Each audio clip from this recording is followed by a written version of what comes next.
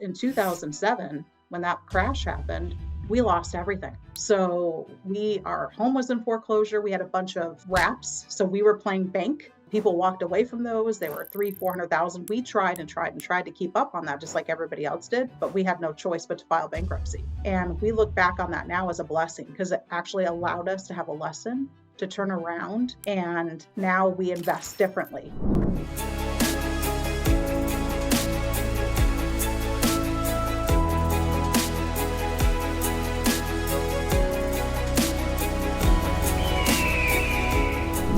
You're tuned into the Freedom Show. We are in the studio having a conversation we're really excited to share with you. Today's guest is Kim Slaughter.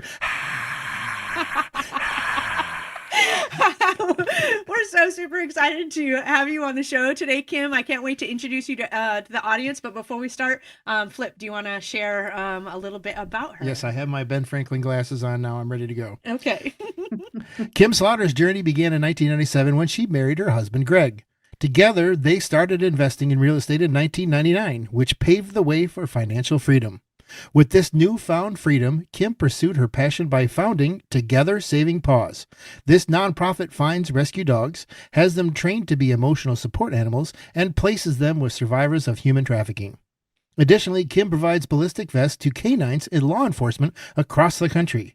Despite her busy schedule, Kim's love for travel knows no bounds. Alongside Greg, she has explored all 7 continents, including Australia, where we met them, cherishing each adventure. Now, Kim shares her expertise and passion by helping others book their dream vacations. Now, I'm going to read this line, but when I first read it, I was confused because it says, Kim is grateful every day for the freedom real estate has provided. But I thought it said, Kim is grateful every day for freedom real estate. Yes. Thank you. I know. That's so nice of you. I'm like, what have we done with Kim? Welcome, Kim. Welcome to the show, Kim. Thank you so much for having me. I'm excited to be here. And you did read that properly. Yes. I love it. So we're super excited to have you. And just so you know, the Freedom Show is the only podcast where we bring on guests. And so we told everybody that as we started the first season of this show, we are going to bring on people in our network, people that we knew, liked, loved, and trusted, and introduce them to our entire audience so that our audience could get to know the people that we hang out with, the people we learn from, the people we surround ourselves with, the people that we support. So we're grateful to have you because we're in multiple masterminds together, and you have one of the biggest causes that we love, we're just passionate about, and that we're like, as we're building this foundation of marketing and everything that we're doing as we build out Freedom Family Investments, there's 2 organizations that we're always talking about, and it's yours and one other, which we'll talk about later in the podcast. But we just want to say thank you so much for being a part of our lives and being on this show so that we can introduce you to everybody else, and everybody else can be blessed to know you too. Oh, well, that was very kind and very sweet of you guys. And I'm so honored that I know you and we've known each other and we're in masterminds, and that you've picked my cause to be one of the causes that you guys support. That really means a lot to me. So you guys are awesome, and I'm really happy to be here. Now, before you get into all the fun, important stuff, I wanted to point out real quick, maybe someday we'll get your husband on one of these podcasts. Wink. But it just goes to show you, I mean, we met Greg at a real estate investor event in Phoenix, and because we just decided to go, and he was presenting, and that's how we met him. And that was a lot of years ago, 10 years ago now. And we had no idea, you just don't know who you meet. That's the point of it. We always tell people to go to those real estate investor groups, because, you're going to meet other people, you're going to be blah, blah, blah, blah, blah, right? It's true. Yes. It really works, and it's just so happy that we've been friends for so long. And at least I think they're still friends of ours. Do they still like us? We love you guys.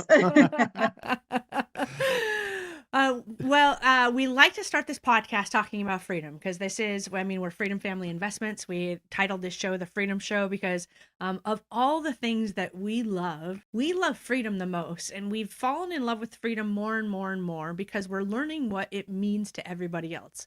And it's not the same for everybody. We always pursued financial freedom first. And then all of a sudden we were like, ooh, there's time freedom. there's geography freedom. And we started kind of learning and understanding, hey, there's many things in life that we can relate to freedom. And as we've had guests on the show, it's been really interesting to us to learn about what freedom means to them and hearing their freedom journey. So if you could start this show off with what freedom means to you, and start sharing a little bit about your journey from where you started to where you are today. Okay, great. So freedom to me, first of all, I love the name of it and what you guys are doing with it, because freedom, I guess for me, would be love. I look at freedom as love. It allows me to love and give back and do the things and the purpose that I feel like I was put on this earth for. So I believe everybody has a destined, we're all destined to do something. And I'm not toot my own horn, but I'm really good with relationships, and my love for animals. So freedom to me equals love. And the freedom to do this came from real estate. So, my journey started back in 1999 when my husband and I actually purchased our first home in Las Vegas, Nevada. We were living there. And instead of selling it, when we moved back to Arizona, we decided to keep it. And that's where our real estate started from. That was our first rental property. Honestly, when it first started, my husband was in corporate America, and he was with McDonald's Corporation, and we were moving back to Arizona, and he wanted to get more into the investing because he didn't want to live that life. He wanted the freedom to be able to do the things that we now can do. But I was so driven on security at that time that I was scared to death. I wanted that paycheck. We had security, and I wasn't very supportive. I'll be honest with you, I was not on board with him leaving and us just going fully into real estate. So once that first or couple deals started coming in, the money started coming in, I was like, maybe I could do this. This isn't so bad. Yeah, exactly. I'm like, okay, well, I trust him. And so we did. That's where it all started from, was back in 1999 when we got our first rental property. From then, we built our real estate career. We did over probably 2,000 transactions over the last, 25 years now. So we've been involved in subject twos, wraps, lease options, any type of real estate deal, buy and hold, flips. We've done it all. So we eventually ended with doing the buy and hold because we wanted that passive income, which gave us the freedom to be able to do what our passion and purpose is. So that's where it kind of all transitioned and allowed me to do what I love now. I love that. So, talk about for people so some of our audience is new to real estate and starting to understand what passive income means. They have maybe invested in the stock market, or just other types of more common investments, maybe their retirement accounts, and they're learning, hey, real estate is a vehicle that anybody can actually get into. It just depends on which path you want to go down. And then some of our audience is very experienced investors who, like you, have tried many different things. And so if you could share a little bit about your journey from the very beginning of why you started where you started, because you mentioned multiple strategies for the beginners who are trying to understand which path is right for me, and those experienced investors who are still feeling a little bit lost, because let's be honest, we all feel a little bit lost when we're doing, I can do a sub 2 here, I'm going to do a lease option here, I'm going to do a buy and hold here. And it's like, where is the end game, and what are we trying to achieve? We're just bouncing and figuring things out bit by bit. So can you share where you started and how you found clarity of where you wanted to go? Well, where we started was I was brand new to real estate. So for me, Greg, on the other hand, had, some experience. And so, but for me, I was like, man, I don't even know, like, what the heck is a flip? Like, I didn't even know what those terms meant besides the flip I know. But yeah, I didn't even know what that was. So I actually got my real estate license in 2000 here in Arizona. So it allowed me to start learning about real estate. And we needed to build the capital to eventually get to passive income. And passive income is mailbox money where you don't have to work. It just literally comes in and that was the end goal, is to be able to not have to do everything. But to get to that point, we had to do flips. We had to do traditional real estate. I had to do all of that. So we had the income to be able to eventually get us to where we wanted to go. So we were all over the place, not because it was like a bad thing, but we wanted to get as much capital as we could to then take that capital, reinvest it into rental homes, buy and hold, so that we could then have that passive income to give us the freedom. So when we transitioned over to that and the mailbox money and the passive income started to come in, we didn't have to do anything else. And that was our, some people enjoy the game of flips. They enjoy the game of, doing that type of stuff. But to me, that's a job. And my husband's really good at always saying this is, can you go on a 7 to 12-day vacation and your business still runs? If your business needs you, it's not a business, it's a job. If you have to be there to answer calls and do everything and you can't just shut down like you guys just did for 3 weeks, which was awesome. If you can't shut down and your business doesn't survive, that is a job and that's not freedom. Freedom is mailbox money, passive income, allows you to do these things and still live the life and the dreams that you want and have the time and the freedom to do what you want. And that's what passive income is to us. And that's why we chose that road. Gosh, I love that story. So Flip mentioned your husband, Greg, and you've talked about him a couple times already. So a lot of people ask Flip and I, how do you guys work together? Like, and not kill each other. So can you talk a little bit about that, especially from what I really loved hearing you say at the very beginning was, I was scared and I was not in support of my husband wanting to do this and leaving a job to be able to take us on this journey. So can you tell us a little bit about how you worked that out and what is it like and what has it been like working with your husband through this journey? It wasn't easy. It's not all roses and poppies. It's not. And I'm sure you guys can attest to that. No idea what you're talking about. Yeah, no, it's perfect, right? One thing that my husband is really good at is systems and creating things and doing things. And he told me from day one, if we're going to work together, there has to be one person in charge, one person overall that makes the decisions.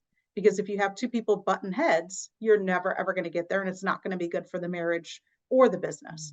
So, of course, because he has the business background, he was going to be the one to make the big decisions. We would discuss it together. It's not like he was in charge, but ultimately, if it had anything to do with the business, he was going to be the one ultimately to make the final decision. And I had to accept that. And honestly, it was hard because I'll admit I'm a control freak. I'm like one of those that needs to be in control. And I do it with my family at, get-togethers. It's just who I am. So it was hard for me to let go of that control. And it still is sometimes. And sometimes we butt heads. It's not always perfect. But in the end, I know he's going to make the right decision. And he has because of where we are today. Honestly, if it wasn't for him, there's no way we'd be, because I'd be like spending every dime because I'm a spender and he's not. So it was actually a good thing. And we've been working together now full time since 2002, and I wouldn't trade it for anything. Like, it's just wonderful. And now, because of where we are both with focusing on our passions, because real estate gave us that freedom, is where we still are together, but we don't really have to work on the same business stuff anymore. Now we're both working on our passions and supporting each other, which is amazing. So, but it is so hard, at the beginning with the security, like I wasn't supportive and I wasn't very fun to be around. But as time went on and our relationship grew for us personally, also our business grew. And when you're getting along, your business can flourish. And now we get to travel the world and both work on what we love. To even back that up, which I didn't even talk about, is in 2007, when that crash happened, we lost everything. So our home was in foreclosure. We had a bunch of wraps. So we were playing bank. People walked away from those. They were 300,000-400,000. We tried to keep up on that, just like everybody else did, but we had no choice but to file bankruptcy. And we look back on that now as a blessing because it actually allowed us to have a lesson to turn around. And now we invest differently. So it actually helped us, and we're better off now than we would have ever been if we had kept doing what we were doing. So don't let the things that attack you and, in life, everybody has issues. We had issues, we went through it, we struggled, and we flourished. And now we have the freedom to do what we love because we stuck with it and we didn't give up. Wow. There was a couple moments. That one just gave me chilly bumps, goosebumps. They're all over the place. But yeah, wow, that couple moments in there just made my heart smile. I want to ask you about what did you do better? You said something about we did it better. It ended up being a blessing, and we ended up doing it better because of the lesson you learned. Can you talk to that point? Absolutely. So when we first started investing, because we didn't have the capital, we leveraged everything, meaning got mortgages for those new people out there. So we carried a lot of mortgages and we owed obviously a lot. So we couldn't pay that back after the crash because everybody lost everything. So fast forward, we made actually Greg help with that. He said, no more. If we don't have to leverage, we're not going to. Not that we did everything that way, but we were able to. So if the world tomorrow collapsed on us, then we're still okay. With the investing part of it. So that was one of the switches. But we couldn't have gotten to that point until we started. When we filed bankruptcy, we had to start all over. So we had to do more flips and do all of that stuff to build the capital back up to allow us. And that's when we transitioned to doing some investing in the Midwest because it was a lot cheaper to get properties out there and a lot bigger spreads. So our capital went a lot farther. In Arizona, it's an appreciation state. So we have the appreciation here, but in the Midwest, we were able to get that spread. So that's why we decided to buy a lot of properties out in the Midwest. I love that. Okay. I keep on taking notes, so don't bother me over here. Things that you're saying are just sparking my attention or my imagination on what I want to talk to you about. So on this note, can you talk through the timeline? So for many of our investors, whether they're new or seasoned, there's a timeline in which if you're going to go all in into real estate, which is what you guys did, there's a timeline in which you're going to be that active investor and you're going to have a job and you're going to build the capital in order to be able to become a passive investor. So what did that timeline look like for you guys? How long did you have to do it? Maybe giving us both, like, because you did it twice, right? So giving us both timelines, that would be so amazing. From 1999 to 2007, we had a job. We had to do everything. After the crash, we had another job, probably until about 2014 or 15. We bought some of our properties in the Midwest in 2014. We had bought some stuff in St. Louis before, but that didn't work out.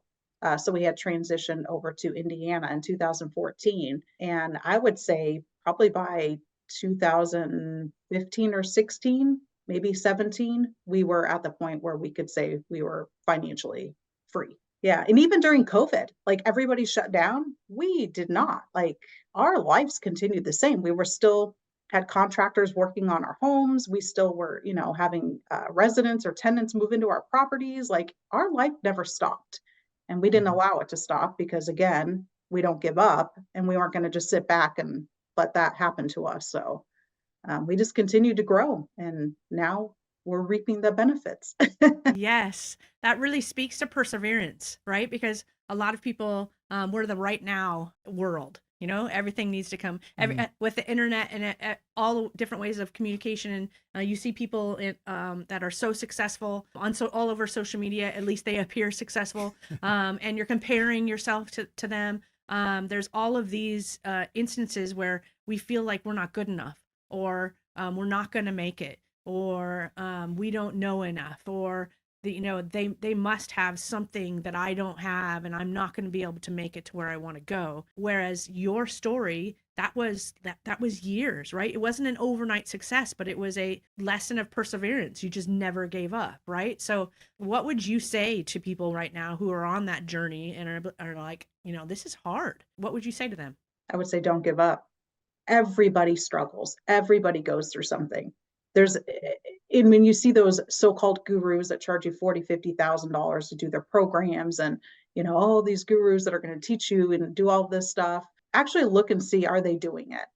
Or do they have a job where they're collecting the money from you to be able to do these things? And don't get stuck on the little things. Don't get stuck on the stuff that the next day aren't going to matter, or 5 years from now aren't going to matter, or 10 years from now aren't going to matter. Just realize we all go through it and we all have issues and struggles and challenges, but that's where you need to build up your network of friends, like you guys, for instance. If something was really bothering me, I honestly, and I'm not just saying this because we're on the podcast, I feel like I could call one of you guys and we could talk on a higher level and bring each other back to reality. So find friends that are at your level or higher that you want to mimic and be friends with, and build that network of people that will build you up and not tear you down. Don't be around the people that are constantly like, oh, just go find a new job, or maybe this isn't for you. Those are not the people you want to hang out with. You want to hang out with people who are striving or have been to where you are. And those are the people you want in your network, that you pick up the phone every single day. And when you're struggling, you can call them. So I would say your community is huge as well. That is so powerful. Mhm. Okay, I'm going to ask you a question, but we're going to go to a commercial break before you answer. So the question is, we've talked about the spousal relationship, right? It is not always easy to keep the fun and magic in life when you're working together nonstop I don't know what you're talking about. with all the stress. So it's something that we get asked about a lot. So we're going to go to a quick commercial break, and I want you to ponder on that question and be ready to answer when we come back. So you are tuned into the Freedom Show, and our guest is Kim Slaughter. We're super excited to have her here. We're going to jump back in as soon as we are done with this short commercial break. Add new income streams to your financial statement. Freedom Family Investments can help. Own property and get paid rent. Join funds and get paid interest. Wealth is well-being. Own your own future. Freedom Family Investments. Get more time to focus on what matters. Learn which investing path is for you, where to start, and who to trust. Visit freedomfamilyinvestments.com. All right, welcome back. Thank you, everybody. During that short commercial break, I had 2 children on my hands making jokes and singing the Jeopardy theme. So I don't know how this is new for you. I'm sorry you all missed that. But Kim, you've had a few minutes to think about this, and because we're great friends, I know where you're going to go with this, but I really want our audience to hear this because it isn't easy to be working with your spouse, and you do have to have things in place to make sure that you don't lose yourself. So share away. So probably, gosh, I want to say 10 to 13. It might even been like 13, 14 years ago now. That time is going fast. My husband was actually wanting to be more diligent in our relationship. And so he wanted to create something where he stopped working at 12 o'clock on Fridays. And from that point on, the phone was put away, and he actually named it Fantasy Friday. It's not what you think when it comes to Fantasy Friday. This is not that type of show. I'm biting my tongue. I'm biting my tongue. That's all right. No. So the Fantasy Friday that was created was each of us rotate Fridays, and after 12 o'clock, the other person decides what we're going to do that day.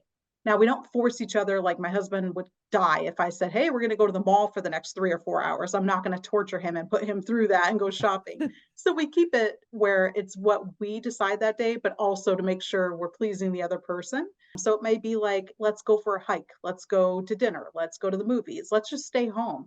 I love to play games. He is not a game player, like board games. So I'll be like, can we play a game? And sometimes it depends on the game. Without torturing him, he'll do it. But it's just our way to keep us and the attention on each other and shut the phone off, keep the distractions. And then after 12 o'clock, we just focus on each other on Fridays. So we've been doing that now consistently for, gosh, probably the last 13 or 14 years. And it's been awesome. So it helps keep us grounded and comes back to each other. I love that. And the most powerful part of that for me was shut the phone off. Yes. Because it's so easy to get distracted and pulled into something. Flip and I still catch ourselves. We'll be sitting there. It was just last night. We were having dinner and he was on his phone and I'm taking the dogs out and I'm just like, we're not even paying attention to each other. We're literally just sitting next to each other eating our dinner while we do individual things. So that phone piece is it sets an intention for the evening that, hey, you are my priority. And we are together and nobody else, nothing else is as important as this time together. So thank you for sharing that. I love that. And actually, Greg is way better at that than I am. I'm just telling you, like when we go on vacation, he'll put that thing in airplane mode.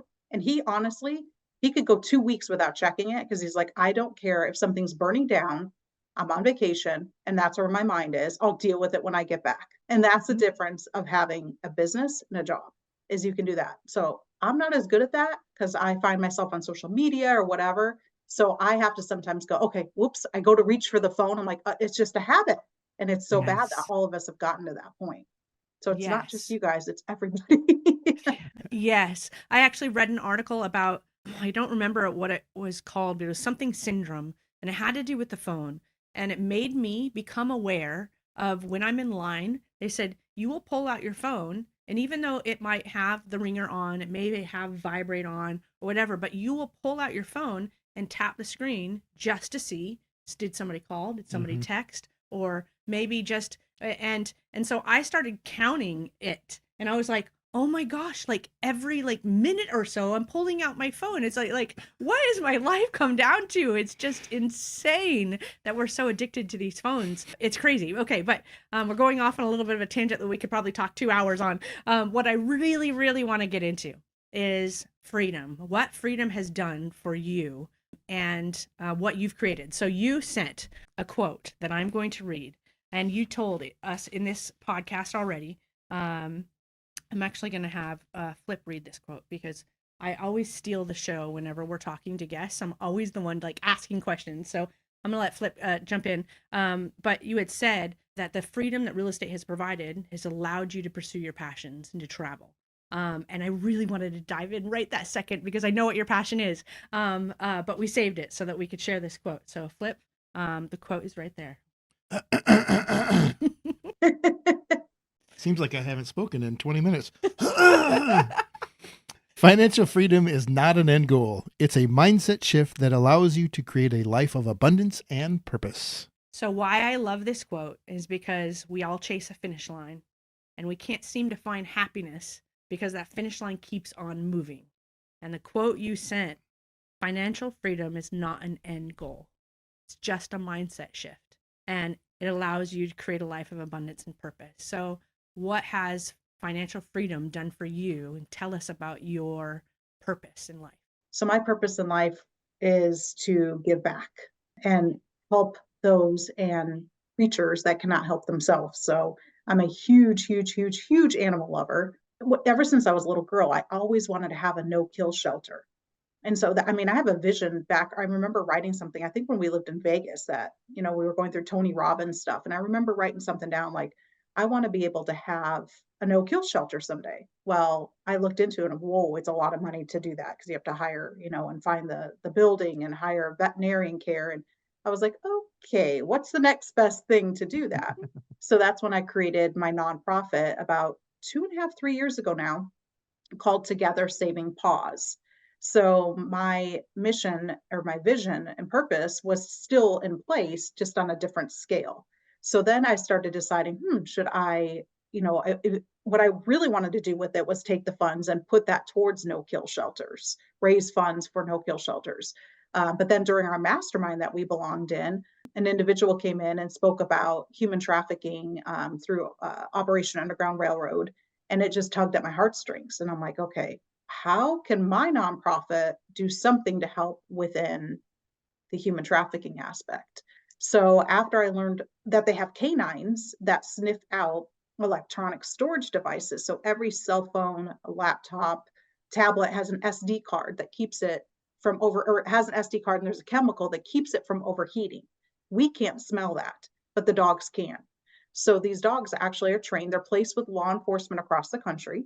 And these dogs can actually go in and find where people are taking, maybe they have child pornography or whatever on those SD cards, and they're hiding them like in drop ceilings or behind drywall.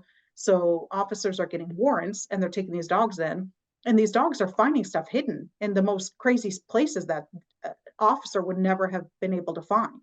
So these dogs are huge key. And I'm like, okay, so now how can my nonprofit help?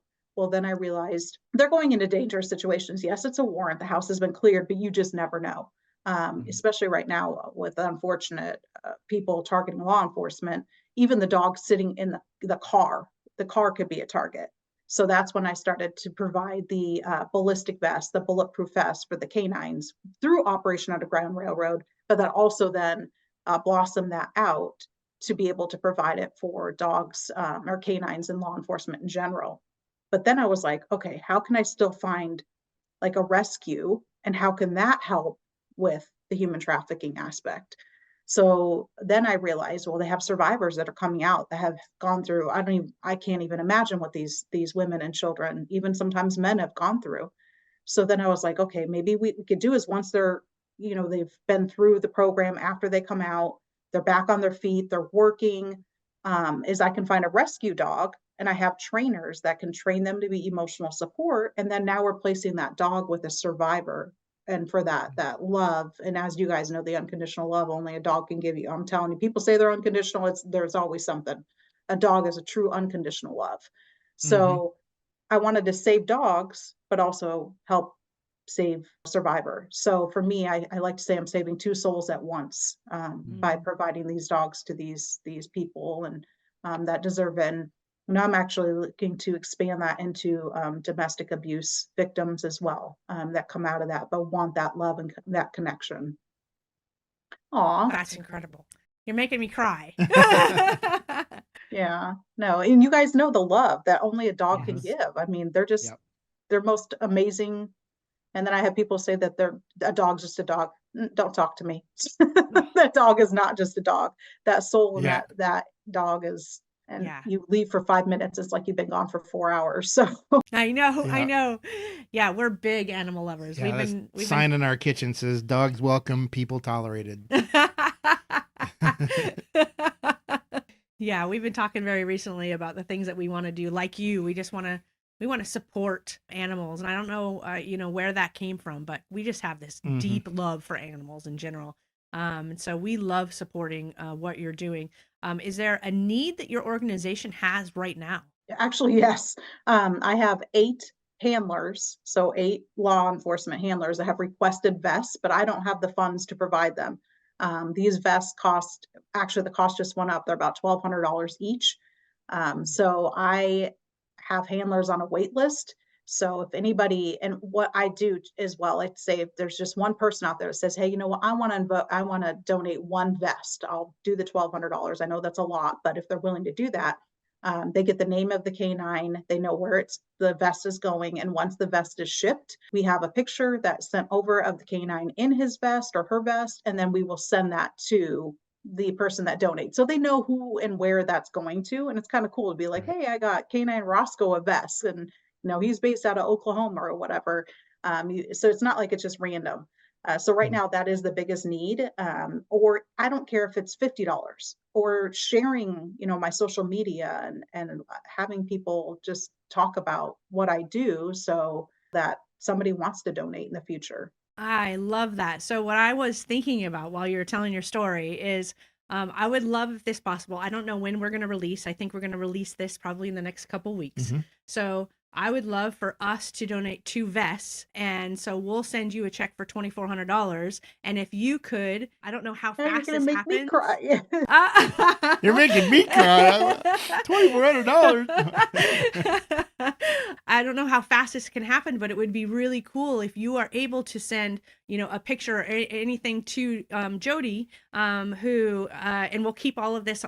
So my production team, don't edit this part out. We're actually, I want this to be part of the podcast. So if you can send Jody all of this stuff, maybe on the podcast for those watching on the YouTube, you can see what Kim is doing and how she is helping these animals and these people. I mean, it's such an incredible organization to be able to do the 2 souls at once. I think that is so incredibly powerful.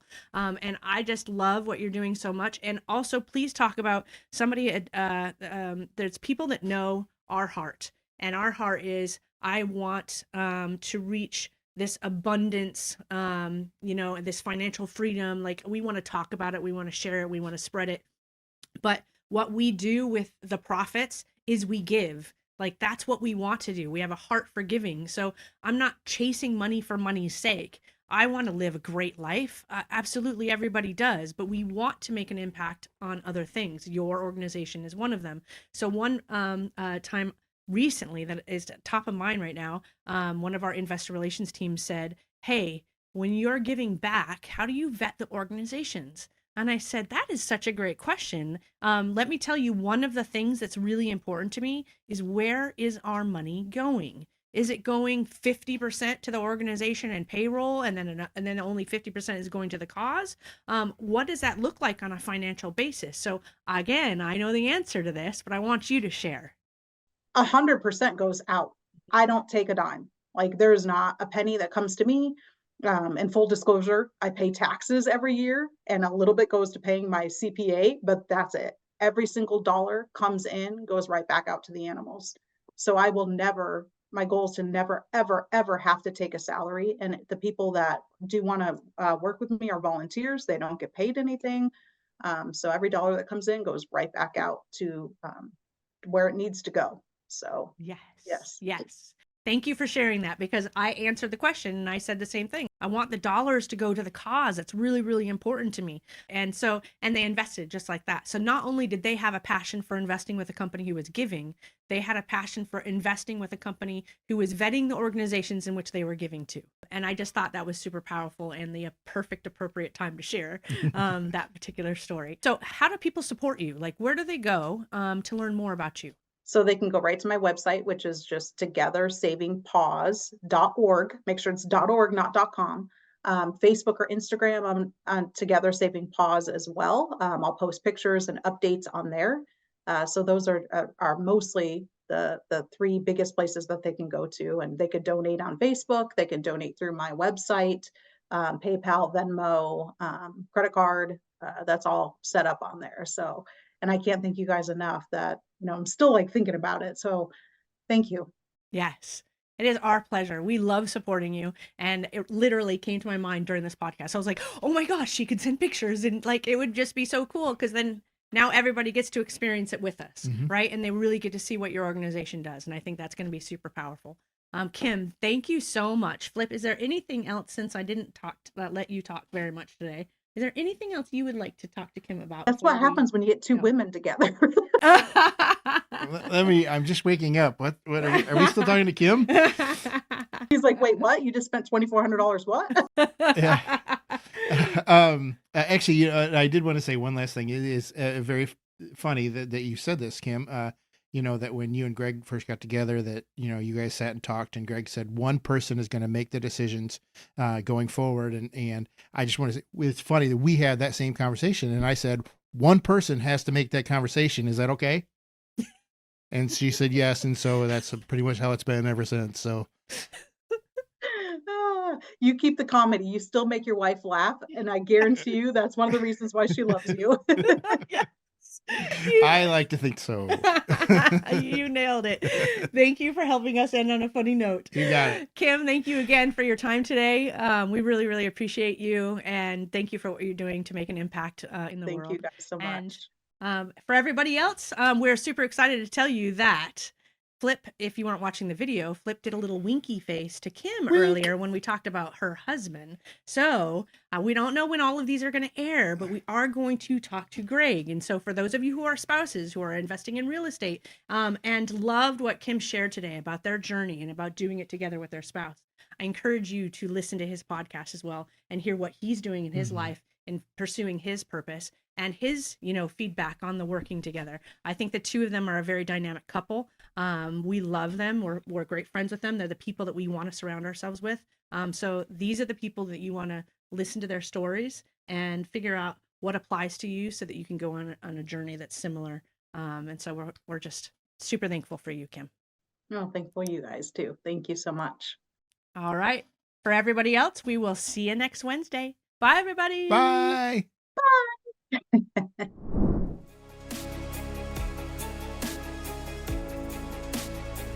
Nothing on this show should be considered specific, personal, or professional advice. Please consult an appropriate tax, legal, real estate, financial, or business professional for individualized advice.